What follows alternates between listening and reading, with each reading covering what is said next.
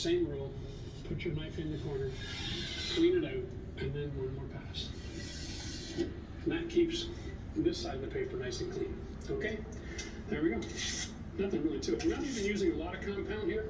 What we're doing is we're guaranteeing that any imperfections in the surface and the feathered edge here has had an ability to get really clean. And it's 6 inches wide. Okay, this is the other thing. If you don't have a nice straight line here, you haven't done your job, all right? Now you want to go over with pressure, make sure that edge is feathered. We're going like this, right? You want to come in here, clean, and then pull. That's it. Okay?